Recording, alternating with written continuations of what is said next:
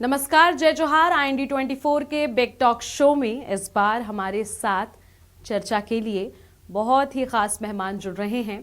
इस बार हमारे साथ चर्चा के लिए छत्तीसगढ़ कैडर 2008 बैच के IAS ऑफिसर महादेव कावरे जी चर्चा के लिए जुड़ रहे हैं। महादेव कावरे जी के बारे में अगर मैं बात करूं तो बहुत ही लंबा अनुभव इन्हें रहा है। कई सारे विभागों में ये काम कर चुके हैं, कलेक्टर के पद पर रहकर काम कर चुके हैं और वर्तमान की अगर मैं बात करूं तो छत्तीसगढ़ रायपुर संभाग आयुक्त के पद पर पदोन्नत हैं और अपनी एक महत्वपूर्ण भूमिका जो है वो अदा कर रहे हैं। सर, बहुत बहुत स्वागत है आपका हमारे इस शो में। और सबसे पहले तो सर शुरुआत आपके बचपन से ही करते हैं हम कि महादेव कावरे जी का बचपन कैसे बीता, उनकी शिक्षा कैसे हुई और कैसे ये सब संभव हो पाया। सर जी, मैं बताना चाहूँगा कि मैं बस्तर संभाग के बीजापुर ज़िले के बोरजे गांव से बिलोंग करता हूं, जो कि बीजापुर ज़िला मुख्यालय से लगभग 12 किलोमीटर अंदर पड़ता है। और यहीं पर प्राइमरी शिक्षा मेरी जो है गांव में हुई। और उसके बाद जो मिडिल स्कूल का है वो आजकल जो ज़िला मुख्यालय बीजापुर से मेरी मिडिल स्कूलिंग हुई। फिर बस्तर संभाग के मुख्यालय में जो बस्तर हाई स्कूल है वहाँ से हायर सेकेंडरी हुई। तो बस्तर संभाग में ही जो है शिक्षा करा, वहीं से मैंने इंजीनियरिंग भी जो है किया है जी। और प्रारंभिक के बारे में बताना कि उस समय बिजली नहीं थी।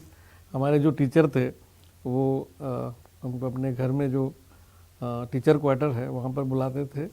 जब एग्ज़ाम का समय होता था तो हम लोग उनके घर में ही जो है लगभग एग्ज़ाम के 3 महीने पहले से पढ़ाई करने जाते थे, वहीं रात भी रुकते थे। ये उनके टीचर की क्वालिटी रही है कि वो स्टूडेंट्स को अपने रहकर जो है रख कर पढ़ाते थे। ये आगे भी जाके जो है हमको एक अच्छा रहा। जब मैं बीजापुर में मिडिल स्कूल में पढ़ रहा था उस समय वहाँ के भी एक टीचर ने जो है नेशनल टैलेंट एग्जामिनेशन का फॉर्म मेरा भरवाया था, जी जी। जिसमें कि मैंने ब्लॉक में वहाँ से पहले नंबर में आया था। तो फिर चूँकि एक विशेष स्कॉलरशिप उसमें मिलती है तो सेलेक्टेड स्कूलों में ही एडमिशन लेना था, तो बस्तर हाई स्कूल से फिर मैंने हायर सेकेंडरी किया। सर, IAS बनना है ये पहले से तय था या कुछ और भी मंशा थी? क्योंकि बचपन में सभी का दिमाग डगमगाता है, तो महादेव कावरे जी का भी दिमाग डगमगाता था या स्थिर था कि IAS बनना है? देखिए, चूँकि परिवार में कोई ऐसा प्रशासनिक क्षेत्र में काम करने वाला नहीं था जी जी। और घर में जो है खेती किसानी करते थे मदर फादर, और गर्मी के समय जो है ये तेंदुपत्ता का भी काम करते थे। घर में कोई ऐसे बहुत बड़े पोस्ट में नहीं रहे कि जो अपने को प्रेरणा दे सकें कि हमको आगे जाके IAS बनना है। ये तो जब ग्रेजुएशन हुआ, ग्रेजुएशन होने के बाद जो है मैं फिर हायर एजुकेशन के लिए दिल्ली चला गया, दिल्ली IIT दिल्ली में PG करने के लिए।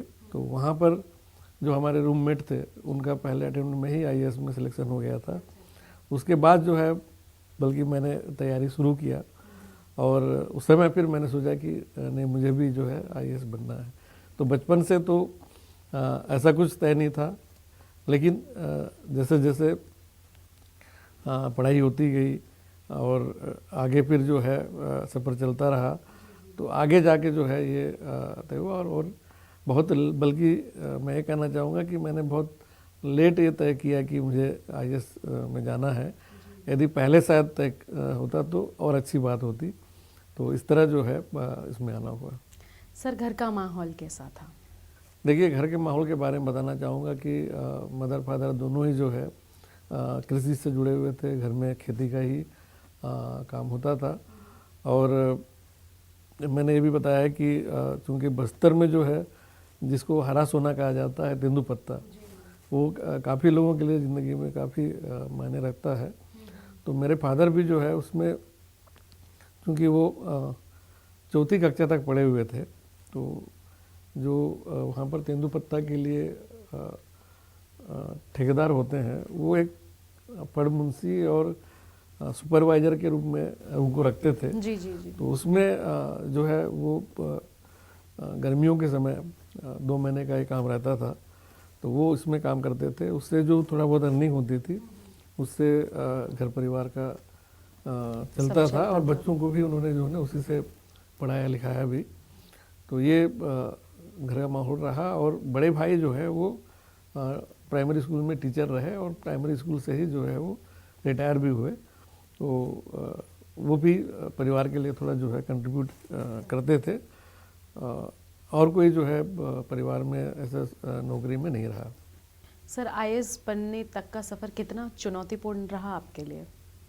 देखिए, चूँकि मैं जब पीजी करने के लिए दिल्ली गया तो मुझे मतलब ये था कि मुझे अपने क्षेत्र में ही नौकरी करनी है, क्षेत्र के लोगों को ही जो है सर्विस देना है। मेरा रेलवेज में भी सिलेक्शन हो गया था। इवन मैंने रेलवे इंजीनियर के रूप में भी जो है ज्वाइन कर लिया था। ये नई बात बताई आपने। लेकिन फिर जो है चूँकि इसमें प्रशासनिक में सिलेक्शन हो गया तो मैं इसमें आ गया। तो इवन मैं इंडियन ऑर्डिनेंस फैक्ट्री में भी जो है मेरा सिलेक्शन हो गया था। मैं जहाँ भी इंटरव्यू के लिए जाता था तो मुझे सिलेक्शन हो जाता था। तो बड़ा ये मुश्किल रहा कि मुझे किस क्षेत्र में जो है सर्विस करनी है। लेकिन जैसे रूममेट आईएएस बने थे तो मेरा भी मैंने तय किया था कि नहीं, मुझे भी आईएएस बन के अपने क्षेत्र के लिए सर्विस देना है। तो फिर मैंने जो है आईएएस में जो है आना जो है तय किया। सर, आप बता रहे हैं कि जिस तरीके से आप छत्तीसगढ़ के काफ़ी मतलब बस्तर से आप आते हैं, बीजापुर जैसे काफ़ी अति संवेदनशील उन इलाकों को कहा जाता है। नक्सलवाद की समस्या जो है वो लंबे वक्त से हमें देखने को मिली थी और आपने तो बहुत करीब से सब कुछ देखा होगा। कुछ बताना चाहेंगे उसके बारे में? जी, मैं बताना चाहूँगा कि ये जो समस्या है हम लोग बचपन से जो है इसको देखते आ रहे हैं। इवन जो मेरे गांव के ग्राम पंचायत के सरपंच हैं उनका शुरुआत में जब ये समस्या चालू हुई थी तो सरपंच को जो है नक्सलियों ने मारा था। तो ये हम शुरू से देखते आए हैं।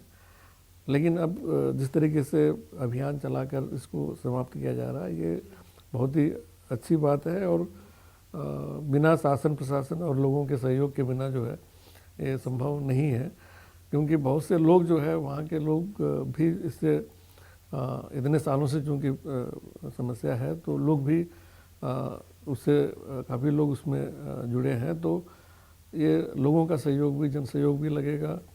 और नक्सलियों के लिए पुनर्वास नीति भी जो एक बहुत अच्छी अभी जो बनी है ये भी सहायक होगी। और अभी जिस तरीके से एक अभियान चलाकर इस समस्या को ख़त्म करने का प्रयास किया जा रहा है वहाँ के शांति के लिए बहुत ही अच्छी बात है। जब हम बचपन में जो है देखते थे कि ये 80s के पहले की बात, 80s के पहले जो है ये समस्या नहीं थी और वहाँ बहुत ही बस्तर में शांति थी। किसी भी क्षेत्र में आप रात बेगार जा सकते थे। लेकिन जैसे जैसे समस्या जो है बढ़ती गई तो वहाँ इस तरह की घटनाएं होने लगी कि लोग रात को निकलना मुश्किल हो गया था। लेकिन पुनः जो है ये शांति बहाली की कोशिश हो रही है और बहुत अच्छे तरीके से इस बार प्रयास किया जा रहा है। कहीं ना कहीं सर बस्तर के ऐसे अंदर के गांव हैं जहां पर अब तक विकास नहीं हो पाया है और कहीं ना कहीं नक्सलियों को ही इसका दोषी आप मानते हैं? देखिए, चूँकि नक्सल समस्या के कारण बहुत सारे अंदरूनी क्षेत्र ऐसे थे जहाँ पर पहुँचना मुश्किल था। वहाँ यदि सड़क स्वीकृत भी हो जाती थी तो उसको बनाना मुश्किल था। तो ये डेवलपमेंट को रोकने वाला तो ये था, इसको हम मानते हैं। और इनकी समस्या के कारण जो है डेवलपमेंट काफ़ी प्रभावित हुआ। अन्यथा आज बस्तर जो है काफ़ी विकसित होता। और ये दोनों एक दूसरे से जुड़ी भी हुई हैं। जैसे जैसे विकास अंदरूनी क्षेत्र तक, लोगों तक विकास पहुंचेगा, लोग शिक्षित होंगे तो ये समस्या भी धीरे धीरे जो है ख़त्म भी होगी।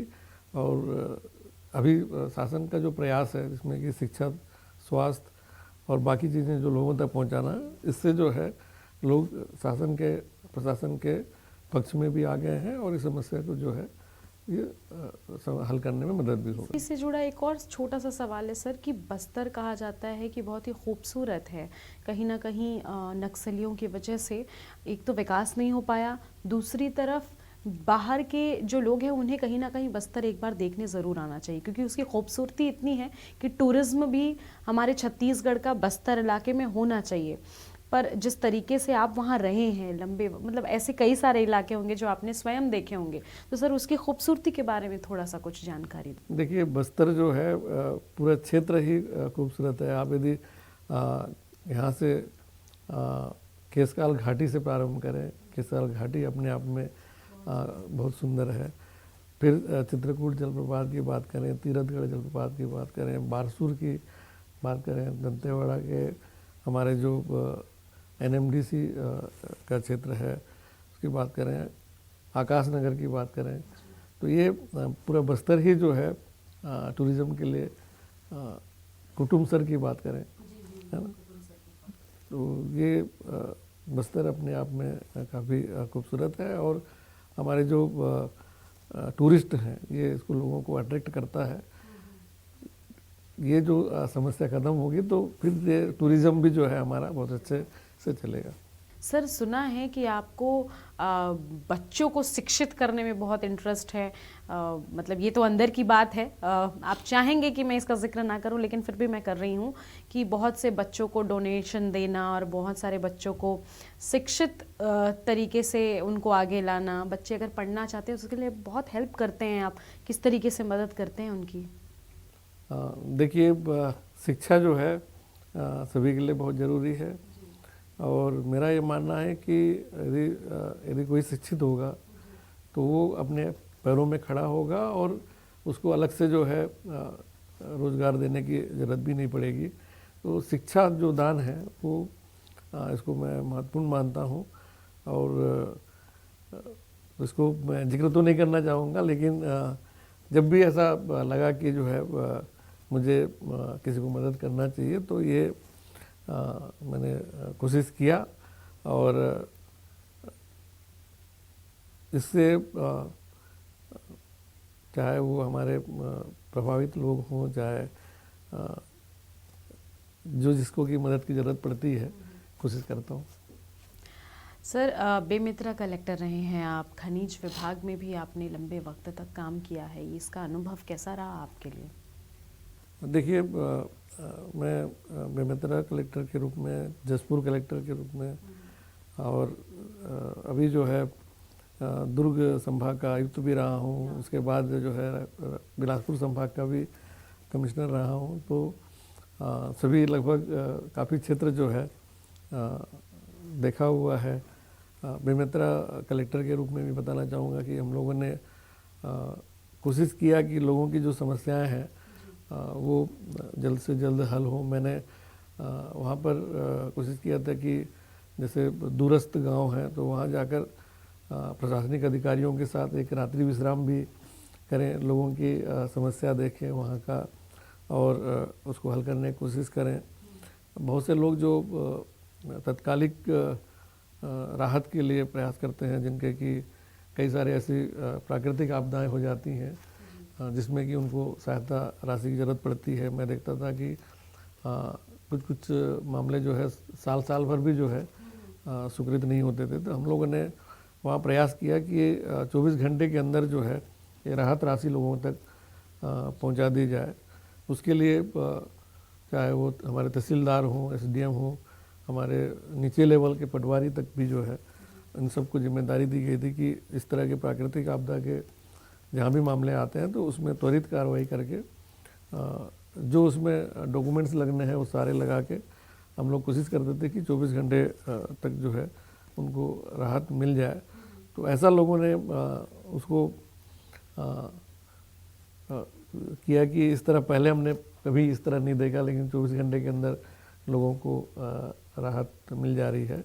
और ये चीज़ हमने जसपुर में भी किया। जसपुर में जैसे वहाँ पर सर्पदंश के बहुत मामले आते थे, सर्पदंश के मामले में लोगों को राहत राशि की ज़रूरत पड़ती थी।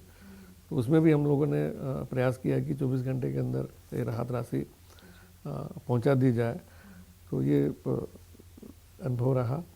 और बताना चाहूँगा कि जैसे चुनाव भी का समय था जब मैं बेमेतरा कलेक्टर रहा, विधानसभा चुनाव, लोकसभा चुनाव जो है वहाँ पर कराने का अवसर मिला था। तो एक टीम वर्क के रूप में वहाँ एक बहुत अच्छा एक उदाहरण पेश किया गया था, जिससे कि अच्छे से चुनाव संपन्न हुआ। रायपुर संभाग आयुक्त के पद पर आप पदोन्नत है, कार्य लगातार कर रहे हैं। जब आप यहाँ पर आए और कार्य करना शुरू किया तो पहले से कार्य बेहतर थे या और बेहतर किए जाने की कोशिश जारी है? देखिए, कमिश्नर के रूप में जो है, एक तो हमारे जो पांचों जिलों के यहाँ कमिश्नरी में 5 जिले आते हैं, तो उसमें उनका निरीक्षण, उनका सुपरविज़न और मॉनिटरिंग इसका काम रहता है। साथ में हमारे जो अपील आती हैं रेवेन्यू की सभी ज़िलों से जो है वो कमिश्नर चूँकि अपील सुनते हैं, रिवीजन आते हैं, तो मैंने देखा कि इसमें हमारे जो रेवेन्यू अपील रिवीजन है वो ऑनलाइन नहीं थे और लोगों को ऑनलाइन आदेश जो है अपलोड नहीं हो रहे थे। तो मैंने कोशिश किया कि जितने भी केसेस हैं उसको ऑनलाइन करा दिए जाएं और जो भी आदेश करते हैं उसको ऑनलाइन अपलोड भी कर दिया जाए। उससे क्या होता है कि कोई भी पक्षकार हो अपने आदेश को ऑनलाइन देख सकता है। तो ये पहले नहीं हो रहा था, इसको मैंने इम्प्लीमेंट कराया। अभी बताना चाहूँगा कि जब मैं दुर्ग में रहा उस समय लगभग 3000 केसेस का जो है आदेश को अपलोड कराया गया और बिलासपुर जब कमिश्नर था तो वहाँ भी लगभग 1100 केस जो है वहाँ पर डिस्पोज करके अपलोड कराया गया और यहाँ रायपुर संभाग में आज की तारीख में लगभग 1000 केस से ज़्यादा जो है केसेस का ऑर्डर जो है अपलोड हो चुका है। तो ये एक बड़ी उपलब्धि मानता हूँ, क्योंकि यदि हम ऑनलाइन नहीं करेंगे तो लोग जो है नहीं देख पाएंगे। और दूसरा, शासन जो है प्रयास कर रहा है कि जितने ज़्यादा से ज़्यादा पारदर्शिता हो हमारे काम में और डिजिटाइजेशन हो, पारदर्शिता हो। तो ये केवल एक जगह से नहीं होगा, बल्कि सभी को जो है ये सभी करना पड़ेगा। और हम लोग जब तहसीलों में जाके देखते हैं वहाँ भी हम लोग उनको भी इंसिस्ट करते हैं कि सारी चीज़ ऑनलाइन करना है।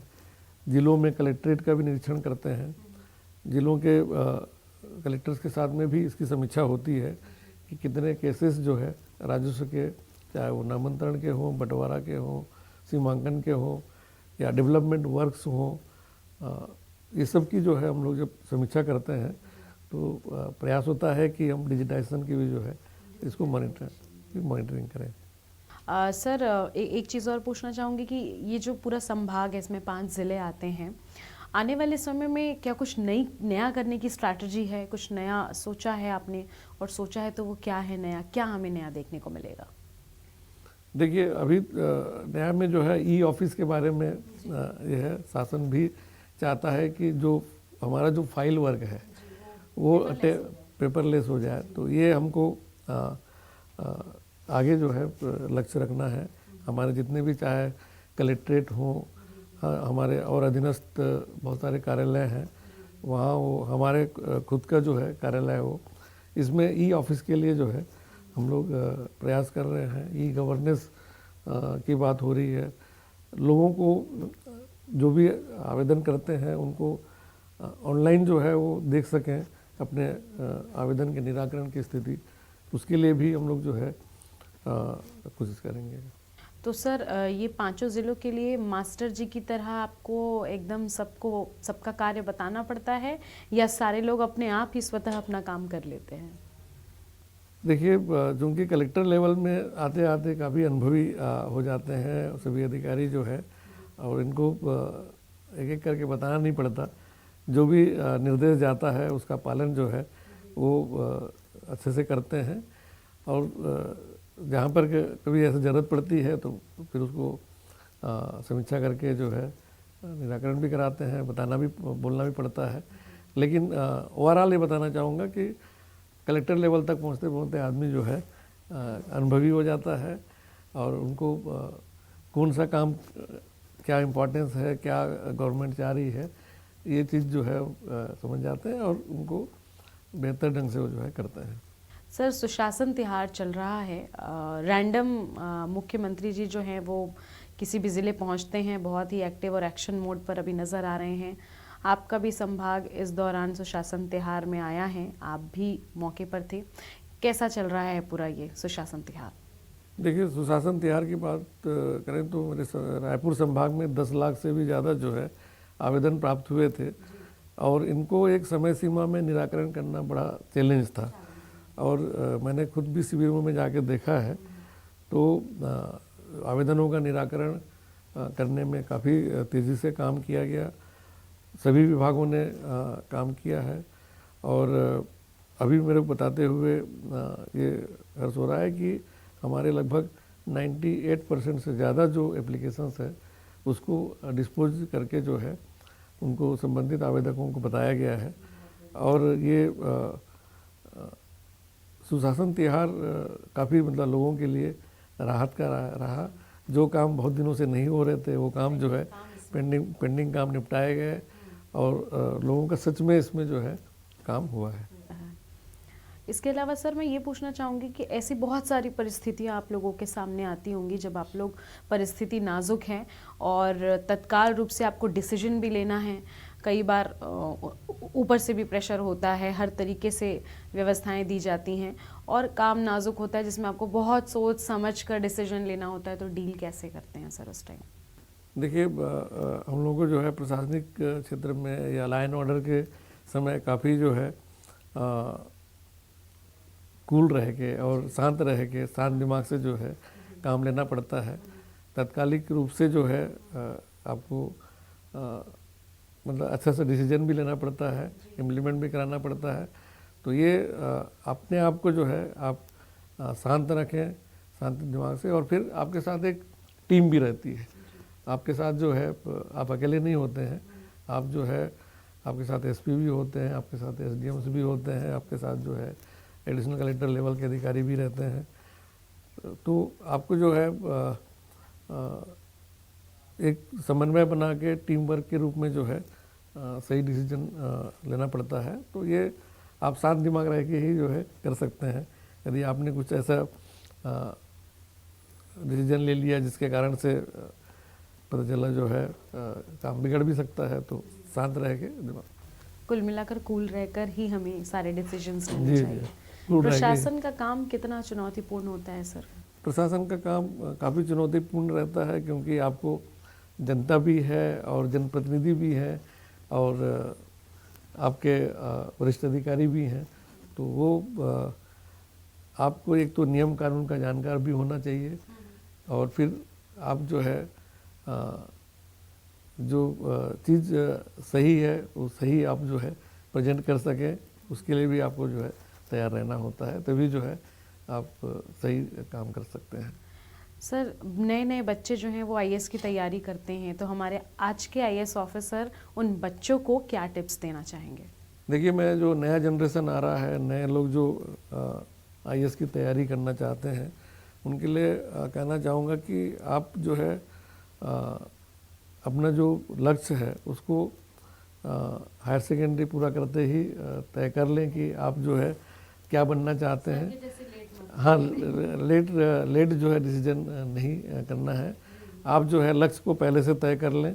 यदि आप ग्रेजुएशन करते करते आपने यूपीएससी की तैयारी किया तो आप जो है आपको कोई जो है उसके सिलेक्शन के आपको ग्रेजुएशन लेवल से ही आप तैयारी चालू रखें। तो आपको एक तो जब आप इस लेवल से तैयारी चालू करेंगे तो आपको सिलेबस भी पता चलेगा कि आपका जो है आपका ग्रेजुएशन का जो सिलेबस है, आपका जो आईएएस का सिलेबस है, तो वो आपको पहले से आपको पता चल रहेगा। तो उस टॉपिक्स पर जो है आप फोकस भी करेंगे। लक्ष्य यदि पहले से तय करते हैं तो आप फिर आगे जो है ग्रेजुएशन पूरा करते ही आपको एग्ज़ाम एक्सपायर होने में आपको जो है सहूलियत होगी। आप को ज़्यादा समय जो है उसमें ज़ाया नहीं करना पड़ेगा और साथ में जो है आपको कितने घंटे प्रिपरेशन के लिए टाइम लगना है ये भी आप पहले से आप उसके लिए प्रिपेयर रहेंगे, ताकि आपको 10 घंटे डेली पढ़ाई करना है तो आप 10 घंटे जो है उस क्षेत्र में जो है पढ़ाई के लिए ध्यान देंगे। तो आपका एक तो लक्ष्य और आपका टाइमिंग ये सब जो है आप पहले से तय रहेंगे तो आपका जो है आईएएस में सिलेक्शन के लिए सहूलियत होगी। सर कुछ ऐसे बच्चे भी होते हैं जो बार बार एग्ज़ाम फाइट करते हैं लेकिन बार बार नतीजा जो है वो अपने पक्ष में ना मिलता देख हताश हो जाते हैं, तो ऐसे बच्चों के लिए क्या कहेंगे? देखिए हताश होने की ज़रूरत नहीं है।